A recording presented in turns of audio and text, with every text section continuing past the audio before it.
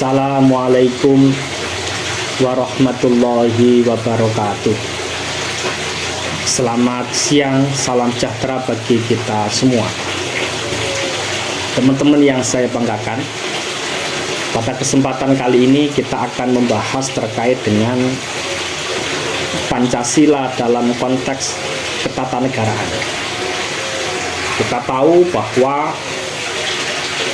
Pancasila sebagai dasar negara menguasai pengetahuan tentang hubungan Pancasila dengan pembukaan Undang-Undang Dasar 45, penjabaran Pancasila dalam batang tubuh Undang-Undang Dasar 45. Sekaligus Pancasila harus mampu menjelaskan implementasi Pancasila itu dalam pembuatan kebijakan negara. Kebijakan negara ini bisa berbentuk dalam bidang politik, ekonomi, sosial, budaya, serta pertahanan. Kita tahu bahwa Undang-Undang Dasar 45 bahkan hakikat kedudukan pembukaan Undang-Undang Dasar 45 merupakan pengantar batang tubuh Undang-Undang Dasar 45, yang mana pembukaan Undang-Undang Dasar 45 ini mengandung pokok-pokok pikiran, kaidah-kaidah negara yang sangat fundamental, yang dengan jalan hukum tidak dapat diubah, serta pernyataan kemerdekaan. Oleh karena itu, pembukaan Undang-Undang Dasar 45 pada dasarnya merupakan pengantar daripada batang tubuh Undang-Undang Dasar 45, sekaligus mengandung pokok-pokok pikiran dan kaidah-kaidah negara yang fundamental. Selain itu, pembukaan Undang-Undang Dasar 45 merupakan pernyataan kemerdekaan. Oleh karena itu, hakikat kedudukan pembukaan Undang-Undang Dasar 45 adalah pembukaan Undang-Undang Dasar 45 sebagai kenyataan kemerdekaan Indonesia yang terperinci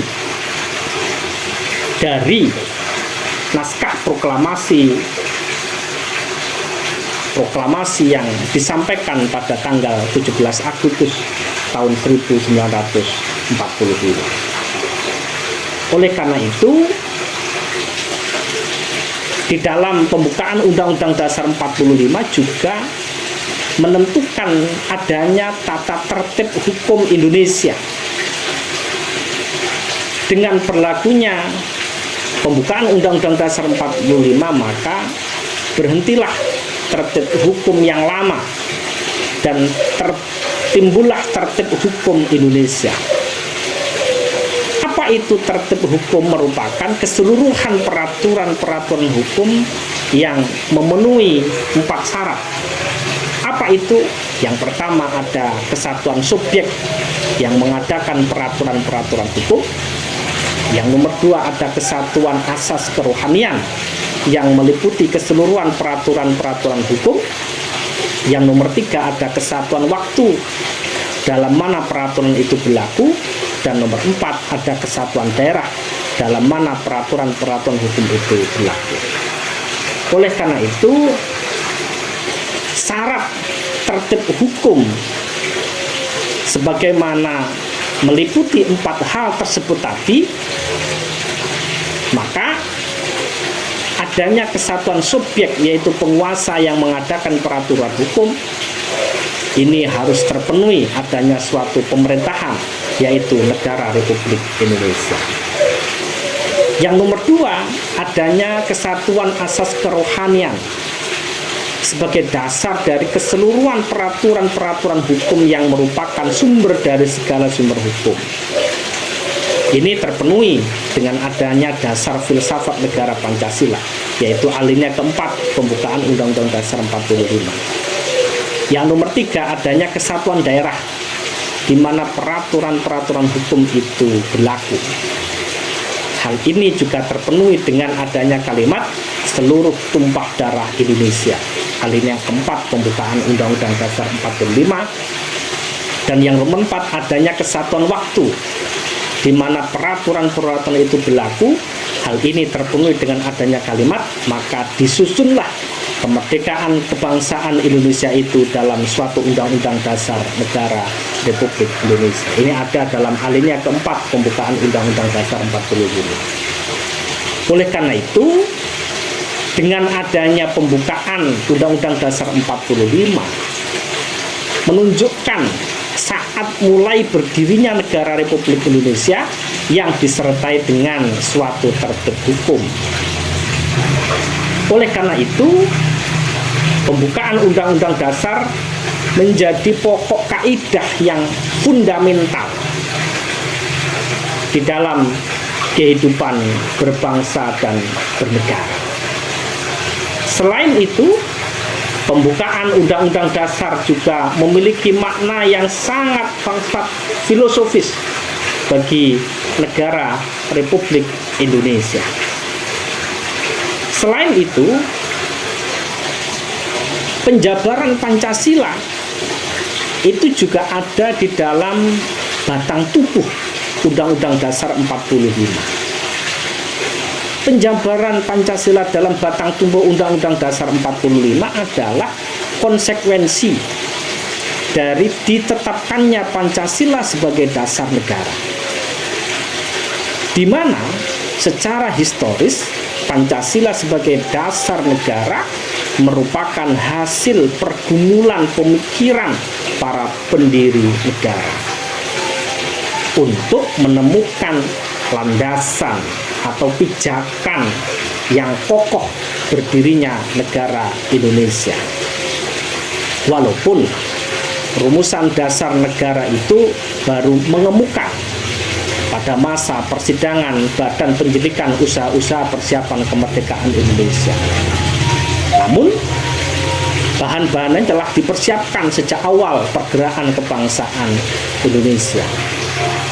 Oleh karena itu, Pancasila sebagai dasar negara Indonesia sesuai dengan jiwa bangsa Indonesia, sebagaimana dikatakan oleh Soekarno bahwa dalam mengadakan negara Indonesia merdeka itu harus dapat meletakkan negara itu atas suatu meja statis yang dapat mempersatukan segenap elemen di dalam bangsa itu, tetapi juga harus mempunyai tuntutan dinamis ke arah mana kita gerakan rakyat bangsa dan negara ini.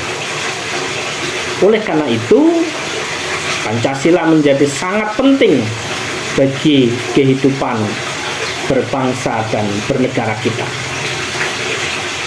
Teman-teman yang saya banggakan, ada beberapa hal yang menarik ketika kita melihat bagaimana Pancasila ini menjadi hal yang sangat penting karena akan mengilhami konstitusi, undang-undang, peraturan pemerintah yang ada di negara kita. Oleh karena itu, Pancasila dalam konteks ketatanegaraan, maka kita harus perlu sikapi bagaimana implementasi Pancasila dalam pembuatan kebijakan negara. Indonesia merupakan salah satu negara yang memiliki prinsip sendiri dalam kehidupan berbangsa dan bernegara yang tentunya berbeda dengan bangsa-bangsa yang lain. Hal inilah yang menjadi ciri tersendiri bagi bangsa Indonesia dengan menjadikan Pancasila sebagai dasar negara. Pancasila adalah suatu pandangan hidup dan dasar negara bangsa Indonesia yang nilainya sudah ada sebelum secara yuridis Indonesia ini terbentuk sebagai negara. Nilai-nilai yang terkandung dalam kelima sila memiliki daya ikat yang sangat luar biasa. Serangkaian nilai yang terkandung di dalam Pancasila yaitu nilai ketuhanan, nilai kemanusiaan, persatuan, kerakyatan, keadilan, pada hakikatnya adalah nilai-nilai Pancasila yang diangkat dari seni, adat, nilai-nilai kebudayaan, serta religius yang terdapat dalam pandangan hidup masyarakat Indonesia. Selain itu, nilai-nilai Pancasila yang bersifat fundamental, universal, mutlak dan abadi, serta nilai-nilai yang merupakan berasal dari peluhuran budaya masyarakat yang tersebar di seluruh Nusantara. Nilai-nilai Pancasila sebelum negara Indonesia terbentuk dasarnya terdapat fragmentaris kebudayaan yang tersebar di seluruh Nusantara, baik abad kedua maupun abad sebelumnya. Oleh karena itu, Pancasila sebagai ideologi terbuka menyeratkan bahwa nilai-nilai dasar Pancasila diharapkan dapat berkembang dan membentuk dasar perumusan kebijakan pemerintah sesuai dengan dinamika kehidupan masyarakat bangsa untuk mencapai tujuan negara. Oleh karena itu, Pancasila memiliki bentuk isi yang formal dan material untuk dijadikan sebagai pedoman kehidupan bernegara. Saya ambil contoh implementasi Pancasila di bidang ekonomi. Implementasi kebijakan ekonomi di Indonesia harus didasarkan pada Pancasila dan Undang-Undang Dasar 45. Asas ketuhanan yang Maha Esa merupakan dasar moral dari perilaku ekonomi masyarakat Indonesia. Kebijakan yang dibuat oleh pemerintah mencakup sila ketuhanan yang Maha Esa, mempertimbangkan nilai-nilai moral, sifat-sifat moral ekonomi Indonesia sebagai landasan dan pedoman perilaku ekonomi bagi seluruh rakyat Indonesia. Oleh karena itu, ekonomi kerakyatan merupakan ekonomi yang humanistik yang bertujuan mensejahterakan seluruh rakyat Indonesia, bukan mensejahterakan kelompok tertentu, elit tertentu. Pengembangan ekonomi tidak hanya mengejar pertumbuhan saja, akan tetapi demi kemanusiaan dan mewujudkan kesejahteraan masyarakat secara luas. Oleh karena itu, sistem perekonomian Indonesia harus mendasarkan pada unsur-unsur kekeluargaan seluruh bangsa Indonesia.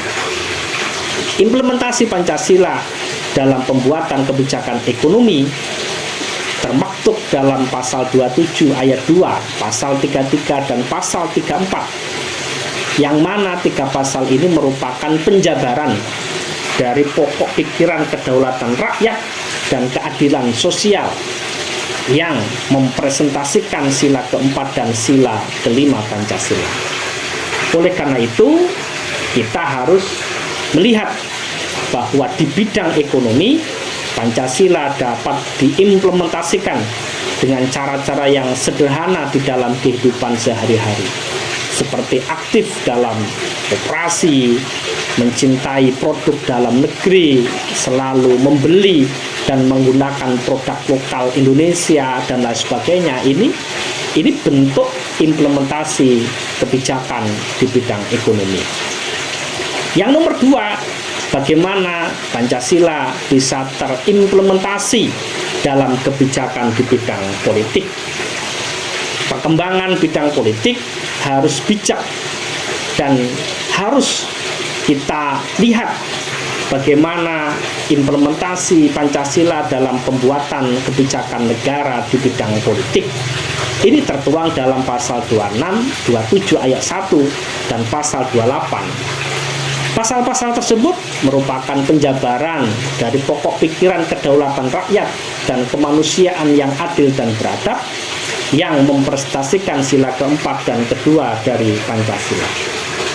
Oleh karena itu, kebijakan negara di bidang politik harus tercermin, harus terimplementasikan, di antaranya saling menghormati, menghargai pilihan orang lain, aktif dan terlibat dalam proses pemilihan pemimpin, baik di tingkat desa, kabupaten, provinsi maupun pusat, dan tidak menyebarkan isu bagi lawan politik dengan berita hoax, provokatif, dan mengandung ujaran kebencian.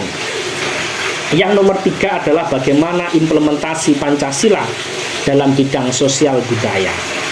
Bagaimana Pancasila hakikatnya memiliki sifat humanistik yang memiliki arti Pancasila berdasar pada nilai yang sumber rujukannya pada harkat dan martabat manusia sebagai maksud sosial yang berbudaya. Oleh karena itu, Pancasila sebagai implementasi kebijakan di bidang kebudayaan mengandung arti nilai-nilai yang tumbuh dan berkembang pada masyarakat harus diejawantahkan dalam proses pembangunan masyarakat dan kebudayaan di negara Indonesia. Dengan demikian, Pancasila sebagai sumber nilai dapat menjadi navigator dalam menentukan kebijakan negara untuk menciptakan kehidupan sosial budaya yang beradab. Selain itu, Pancasila juga menjadi kebijakan, pedoman kebijakan di bidang pertahanan dan keamanan.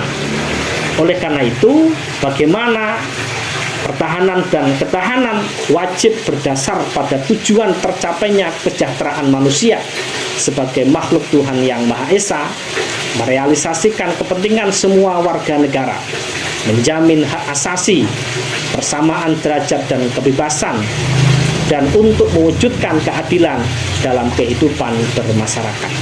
Semua ini menjadi penting untuk pertahanan dan keamanan kita, di mana negara kita tidak boleh menjadi negara yang sewenang-wenang, tetapi negara yang taat terhadap konstitusi. Terima kasih, kurang lebihnya mohon maaf. Selamat siang. Wassalamualaikum warahmatullahi wabarakatuh.